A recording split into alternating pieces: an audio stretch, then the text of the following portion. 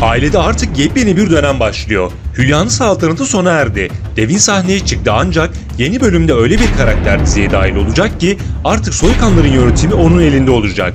Bu karakteri birazdan açıklayacağız. Öte yandan savaş iyice kızışıyor ve Aslan, Cihan, İlyas tarafında karşılıklı bomba hamleler göreceğiz. Hülya'nın ise Devin'le ilgili yapacağı şok plan herkese ekranları kilitleyecek. Serap ve Cihan konusunda büyük sürprizler yaşanacak. Ve özellikle Serap için geçtiğimiz bölümde çok ince bir detay verildi. Öte yandan Aslan ve Devin'in tamamen barışıp barışmayacağı merak konusu oldu. Leyla'nın yeni hikayesi ise yeni bölümlere damgasını vuracak. Birazdan tüm bunlardan ve daha fazlasından kısaca bahsedeceğiz. Şimdi hemen başlayalım. İlk olarak geçtiğimiz bölümün son sahnesiyle başlayalım. Basın toplantısında bombaları birer birer patlatan ve İlyas'la Cihan'a meydan okuyan Aslan böylece savaşın fitilini ateşlemiş oldu. Bu dakikadan sonra tüm kozlar açık oynanacak ve karşılıklı müthiş hamleler izleyeceğiz. İlyas ve Cihan'ın yeni planları Aslan'ı zora sokacak olsa da Aslan bomba ters köşe planıyla hem İlyas'ı hem Cihan'ı hem de Serap'ı köşeye sıkıştırmayı başaracaktır. Bir yandan da hukuk karşısında büyük bir mücadele verecek. Bunun yanı sıra Devin'in eve dönüşü Aslan için ekstra güç kaynağı olacak. Devin ilk başta her ne kadar Leyla'nın çocukları için geldiğini söylese de zamanla araları düzelecek ve Aslan'ın en büyük destekçisi Devin olacak. Aynı zamanda Devin'in gelmesiyle Hülya'nın saltanatı sona yaklaştı. Fakat bu durum karşısında Hülya boş durmayacak. Çünkü Hülya Devin'in ya hapse girmesini ya da ölmesini istiyordu.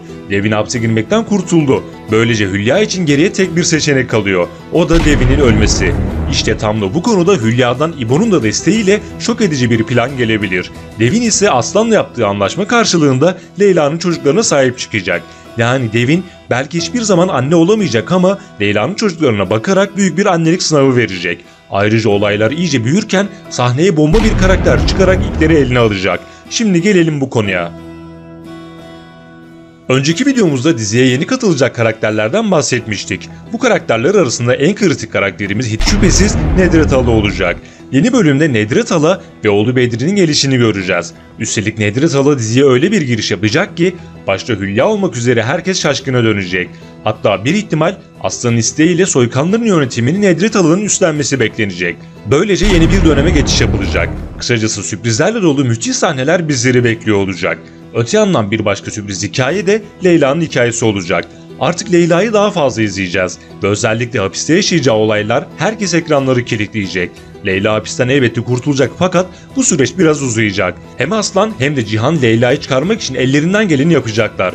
Özellikle Cihan bu konuda Serap'tan yardım istedi ve bu konuyu Cihan'la Serap'ın halletmesi beklenecek. Bunların yanı sıra Serap ve Cihan konusunda sürpriz senaryolar bizi bekliyor. Bu ikili arasında neler yaşanacak? Serap'la ilgili verilen bomba detayı ne?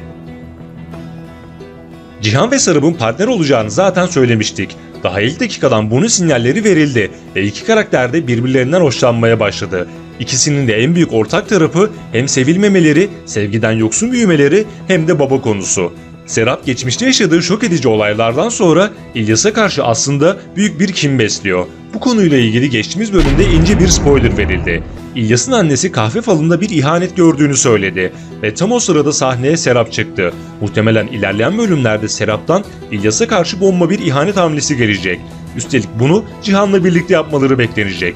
Çünkü Cihan'ın bu sezonda hem Soykan ailesiyle hem de İlyas'la büyük hesaplaşmaları olacak.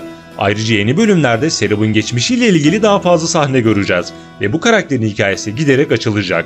Son olarak diziye Nedret Hala karakteriyle Ayda Aksel ve oğlu Bedri karakteriyle Alper Çankaya'nın yanı sıra Leyla ile olaylı sahneleri olan Mine Kılıç ve Turgut'a partner olarak Şirin Sultan Saldam da diziye dahil olacak. Yeni videolar gelmeye devam edecek. Kaçırmamak ve anında izlemek için bildirimleri mutlaka açalım. Bir sonraki videoda görüşmek üzere. Hoşça kalın.